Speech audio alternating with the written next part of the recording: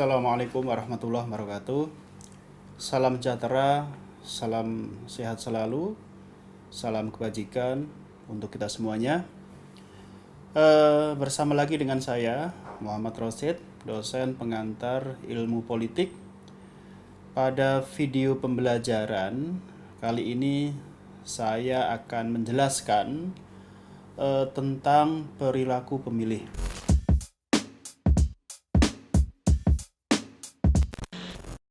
Nah, materi ini adalah materi yang ke-8 dalam perkuliahan pengantar ilmu politik. Nah, sebelum saya membahas secara lebih detail tentang voting behavior atau perilaku pemilih, saya akan sampaikan dulu sub capaian pembelajaran mata kuliah.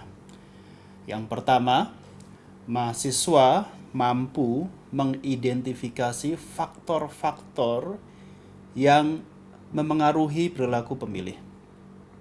Yang kedua, mahasiswa mampu menganalisis perilaku pemilih, keputusan politik konstituen atau masyarakat dalam kontestasi pilkada, pemilihan legislatif, dan pemilihan presiden.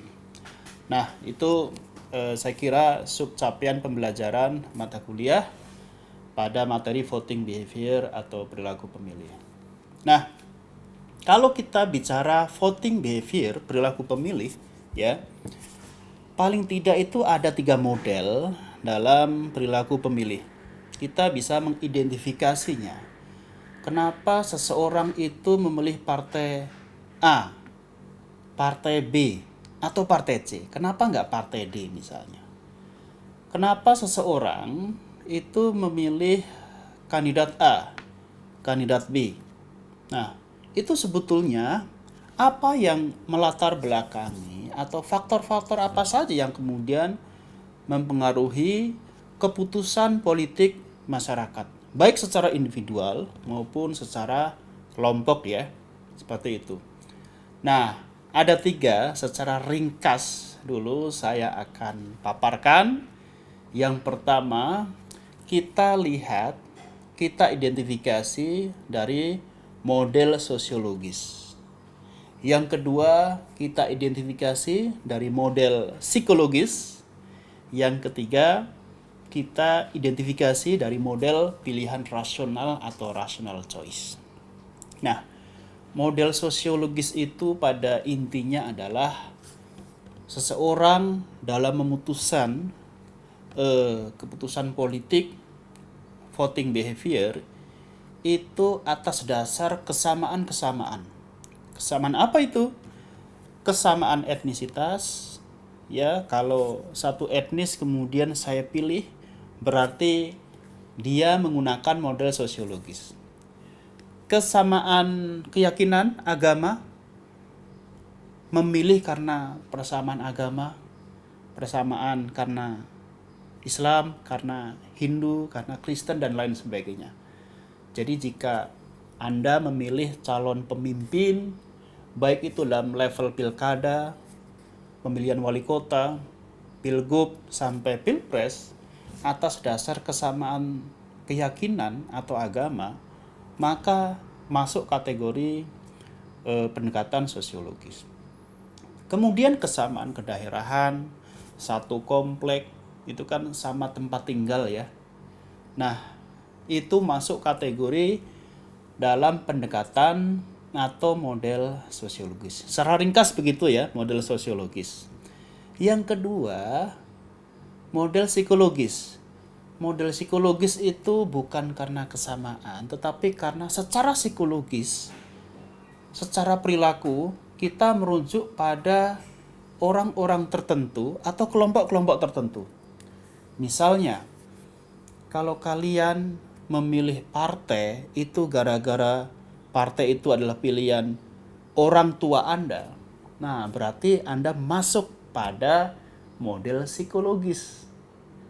Kalau kalian pilih kandidat karena kandidat itu adalah pilihan pacar Anda, itu juga termasuk model psikologis. Termasuk Kalian memilih calon pemimpin atau partai itu dipengaruhi atau merujuk pada seorang tokoh agama, tokoh adat, tokoh masyarakat, selebriti yang lagi ngetop, selebgram, itu semuanya masuk dalam pendekatan psikologis. Secara ringkasnya begitu. Jadi pendekatan sosiologis atau model sosiologis dengan pendekatan psikologis ya, sosiologis dan psikologis itu sebetulnya beda tetapi mirip ya. Sama-sama menggunakan logika, bukan logika. Sama-sama melibatkan emosional. Ya, kalau logika nanti selanjutnya. Yang ketiga, ini agak berbeda. Kalau seseorang itu memilih calon pemimpin, memilih partai politik atas dasar visi misi, program kerja, kemudian karena pertumbuhan ekonomi, ya, karena kemajuan suatu bangsa misalnya. Jadi sesuatu yang bisa diukur secara rasional, secara survei. Itu berarti dia menggunakan model pilihan rasional atau rational choice. Pemilih model pilihan rasional itu namanya rational voters, pemilih rasional. Jadi kalau model sosiologis dan model psikologis tadi melibatkan emosional. Makanya kita bisa memasukkan dalam kategori irrational voters. Ya, pemilih irasional. Boleh nggak? Ya boleh. Siapa yang melarang? Karena semua manusia di Indonesia ya, itu punya hak politik. Dengan catatan sudah memenuhi persyaratan sesuai dengan undang-undang pemilu. Mau menggunakan pendekatan atas dasar agama, atas dasar etnis, atas dasar karena lingkungan sekitar, pendekatan psikologis, itu saya pikir sah-sah saja. Tapi itu semua memang tidak ada korelasinya dengan bagaimana seorang pemimpin itu bisa melakukan transformasi sosial, perubahan sosial, ya, perbaikan-perbaikan ekonomi, perbaikan-perbaikan tata kenegaraan dan sebagainya. Kalau model pilihan rasional karena memang pijakannya itu adalah rekam jejak, pijakannya adalah pertumbuhan ekonomi, program kerja dan sebagainya, tentu ini ada linearitas antara variabel-variabel yang dijadikan pedoman oleh konstituen atau masyarakat dengan apa yang kemudian akan dilakukan oleh seorang pemimpin. Seperti itu ya, ini secara ringkas ya. Nah, saya ulangi lagi dari pendekatan model sosiologis ya. Nah, ini yang pertama. Model sosiologis ini berkembang di Eropa dan Amerika pada tahun 1950-an. Ini sudah cukup lama. Saya membayangkan di Indonesia tahun 1950-an itu masa-masa Bung Karno, di situ terjadi perang ideologi ya, partai-partai di Indonesia ya. Ada PNI, ada Partai Masyumi, Partai NU.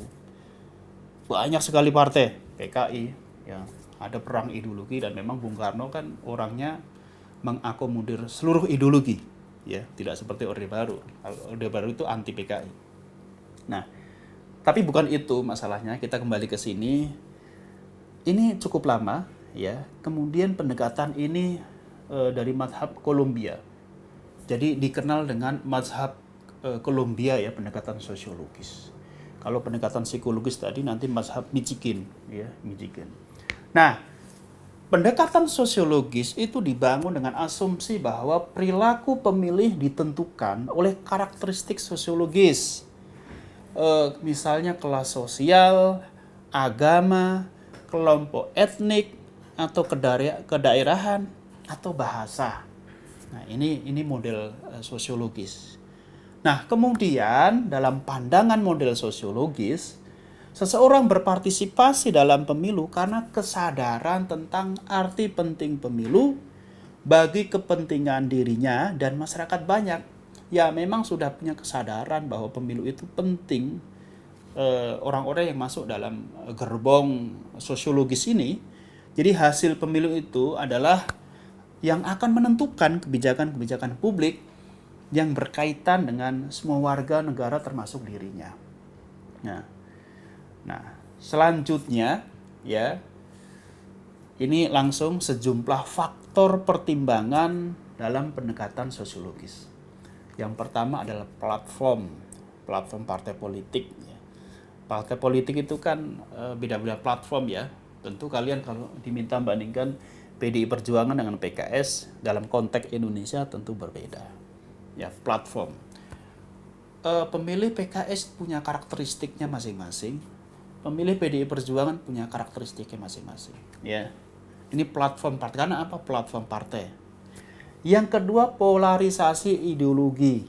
Ya, ideologi. Setiap partai tentu memiliki ideologi. Meskipun dalam konteks Indonesia sekarang, politik Indonesia sekarang, kalau kita bicara ideologi ya tentu tidak seperti zaman Bung Karno ya. Ideologi itu kan benar-benar luar biasa ya, menjadi landasan partai politik untuk berjuang.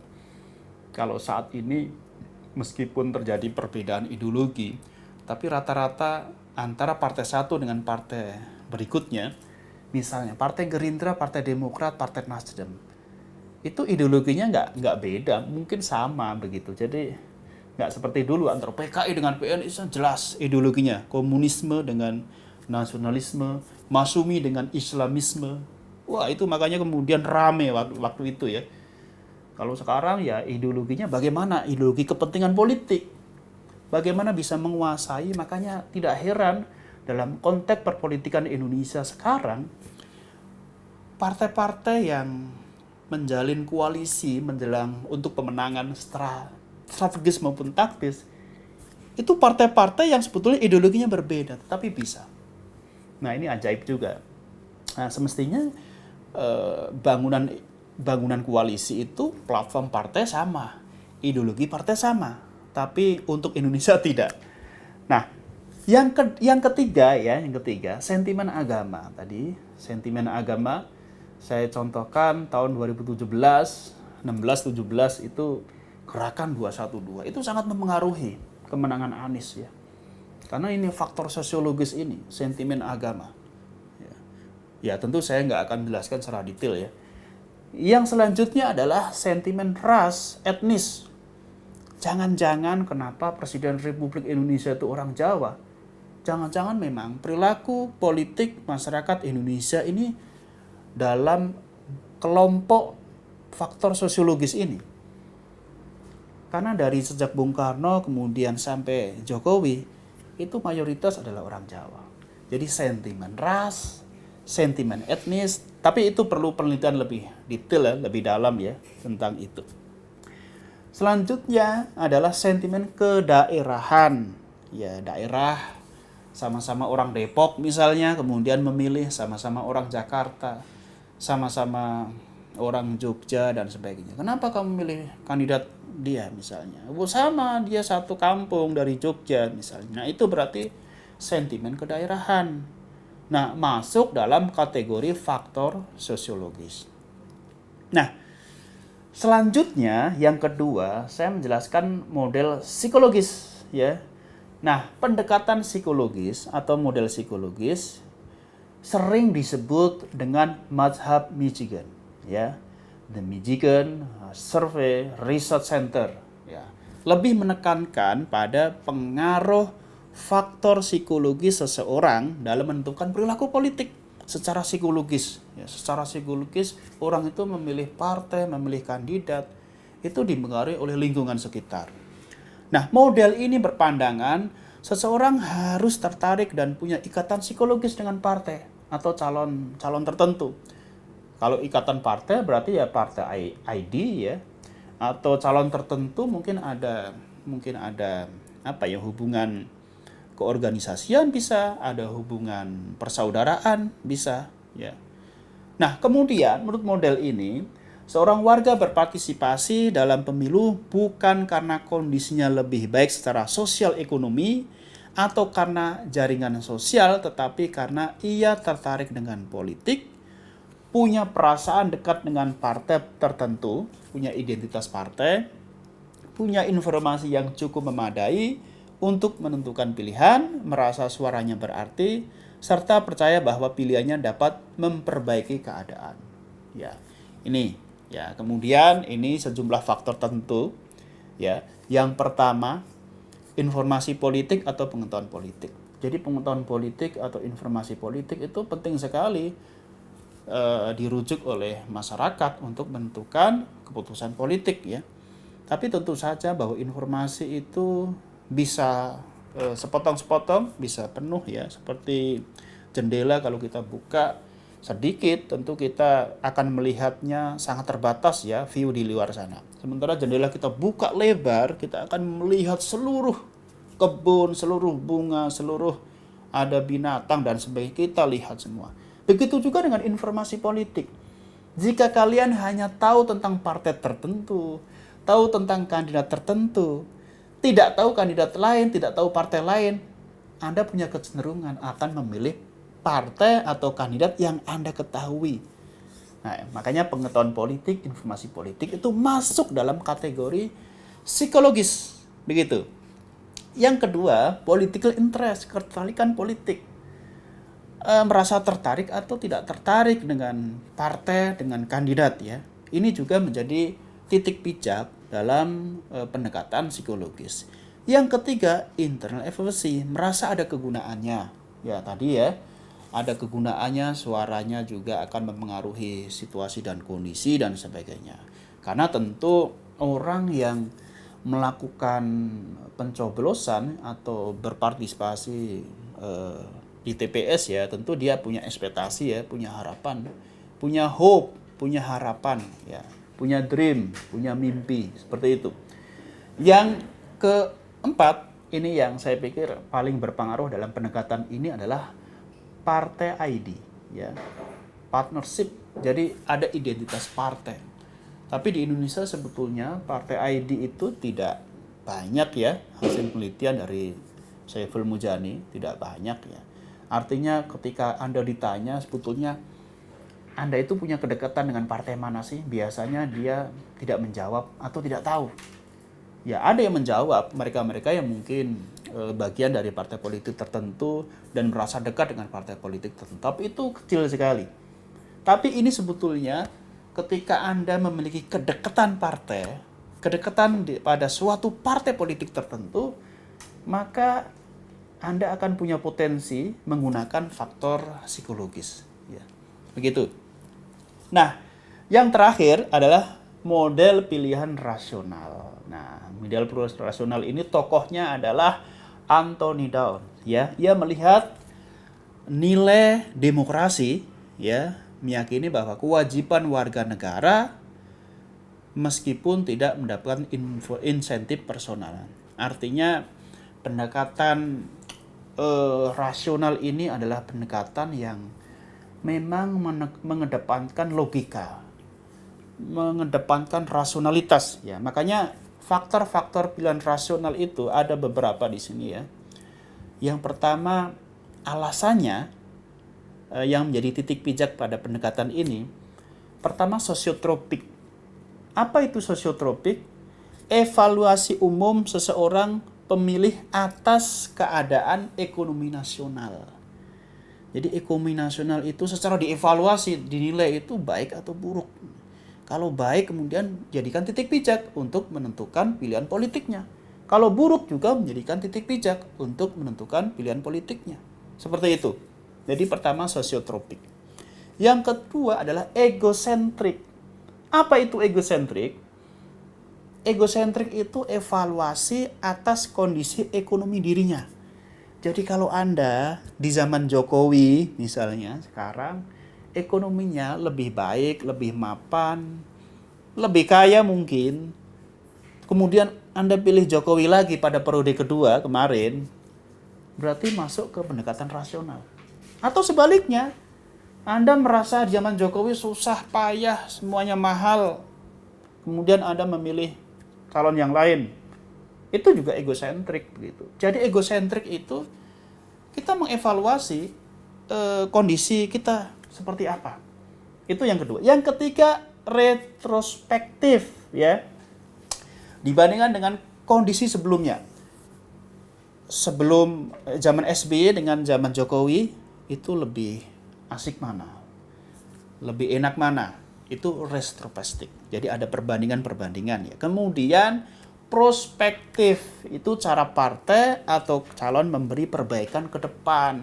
Ya apa itu? Ya mungkin program kerja, visi misi, kemudian para kandidatnya, rekam jejak dan sebagainya dan sebagainya.